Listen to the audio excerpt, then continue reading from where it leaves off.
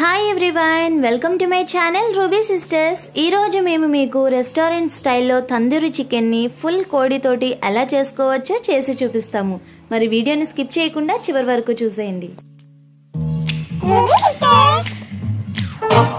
ముందుగా షాప్ దగ్గర నుంచి తెచ్చుకునేటప్పుడే ఈ విధంగా తందూరికి సరిపడా కోడిని అనేది కొట్టించుకుని తెచ్చేసుకోండి. తెచ్చుకున్న తర్వాత ఒక 2-3 టైమ్స్ అయినా వాటర్తో బాగా వాష్ చేసేసుకోండి. ఇలా లోపలంతా కూడా బాగా క్లీన్ చేసుకోవాలండి. ఎందుకంటే మనం ఫుల్ కోడిని తీసుకున్నాం కాబట్టి లోపల బయట అంతా కూడా బాగా వాష్ చేసుకోవాలి. వాష్ చేసుకున్న తర్వాత ఫ్రంట్ సైడ్, బ్యాక్ సైడ్, లెగ్స్కి ఇవంతా కూడా ఈ విధంగా ఘాటులు అనేది పెట్టుకోవాలండి. లోపల వరకు కూడా బాగా ఘాటులు అనేది పెట్టాలి. ఎందుకంటే కాలుస్తాం కదండి, బాగా కాలడానికి. అది పక్కకు పెట్టుకోండి. ఇప్పుడు నిమ్మకాయ, ఒక 2 టేబుల్ స్పూన్స్ వరకు కూడా తందూరి మసాలా, ఒక 2 టేబుల్ స్పూన్స్ వరకు కూడా ధనియాల పౌడర్, 2 టేబుల్ స్పూన్స్ వరకు chicken masala powder, 1/2 table spoon పసుపు, మీ రుచికి తగినంత సాల్ట్, ఒక 3 టేబుల్ స్పూన్స్ వరకు కూడా కారం తీసుకోండి. నిమ్మకాయ అనేది చిన్నదైతే ఒకటి సరిపోతుందండి, చాలా చిన్నదైతే. పెద్దదైతే కనుక ఒక హాఫ్ బద్ద అయితే సరిపోతుంది అనమాట. అల్లం వెల్లుల్లి పేస్ట్ ఏమో ఫుల్ టేబుల్ స్పూన్స్ 2 తీసుకోండి. పెరిగేమో 3 టేబుల్ స్పూన్స్ ఫుల్గా తీసుకోండి. అది కూడా పక్కకు పెట్టుకుని ఈ స్పైసెస్ అంతా కూడా కలిసేలాగా బాగా కలిపేసుకున్న తర్వాత పెరుగు యాడ్ చేసుకుని ఆ స్పైసెస్లో పెరుగంతా కూడా కలిసేలాగా ఈ విధంగా మొత్తం కలిపేసుకోండి. ఇలా కలుపుకున్న తర్వాత రుచి చూసుకోండి సరిపోయిందా లేదా సాల్ట్ అవన్నీ కూడా. ఆ తర్వాత అల్లం వెల్లుల్లి పేస్ట్ యాడ్ చేసేసుకోండి. అది కూడా యాడ్ చేసుకుని ఈ విధంగా మొత్తం కలిపేసుకోండి. మీకు కావాలితే కనుక ఫుడ్ కలర్ యాడ్ చేసుకోండి, లేదు అంటే స్కిప్ చేసేసేయండి. నేనైతే స్కిప్ చేశాను, ఫుడ్ కలర్ అయితే యాడ్ చేయలేదు. ఆ తర్వాత నిమ్మకాయ కూడా పిండేసుకుని ఒక 4 టేబుల్ స్పూన్స్ వరకు కూడా ఆయిల్ యాడ్ చేసుకోండి. మనం కాలుస్తాం కాబట్టి అది కొంచెం డ్రై అయిపోకుండా జ్యూసీగా ఉండడానికి ఆయిల్ అనేది యూజ్ అవుతుంది అనమాట.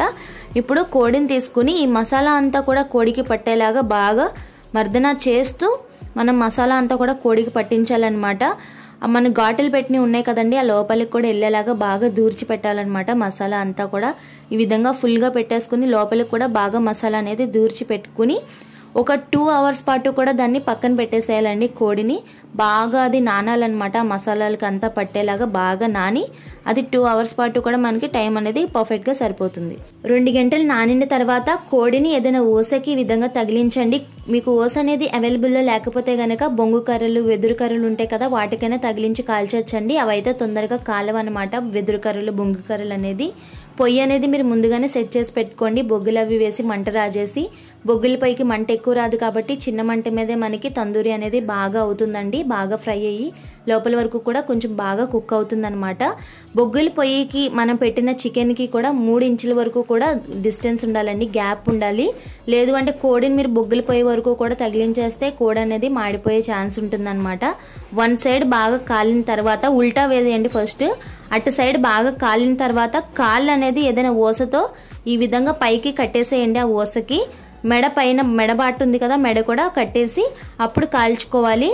మీరు 2 సైడ్లు కూడా ఓసకి ఏదైనా కుర్చీలు కానీ ఏదైనా బ్యాలెన్స్ పెట్టుకుంటే అది కరెక్ట్గా ఉంటుందండి. చాలా సింపుల్గా చేసుకోవచ్చు. నెయ్యి వేసుకుంటూ బాగా కాల్చుకోండి. బాగా ఓపిక అనేది కావాలి. గంట నుంచి గంటంపావు అనేది కరెక్ట్గా టైం అనేది పడుతుందండి ఇది బాగా కుక్ అవ్వడానికి. ఇలా మొత్తం మెడపాటు, కాళ్ళ దగ్గర పాటు, ఫ్రంట్ బ్యాక్ బాగా కాలిన తర్వాత ఒక ప్లేట్లోకి సర్వ్ చేసేసుకుంటే ఎంతో టేస్టీ అయిన నోరూరించే తందూరి చికెన్ రెడీ అయిపోతుందండి. ఇలా చేసుకుని తింటే మీరు రెస్టారెంట్కి అసలు వెళ్ళని అవసరమే లేదు, ఇంట్లోనే చేసుకుని తినేయచ్చు, అంత బాగుంటుందన్నమాట.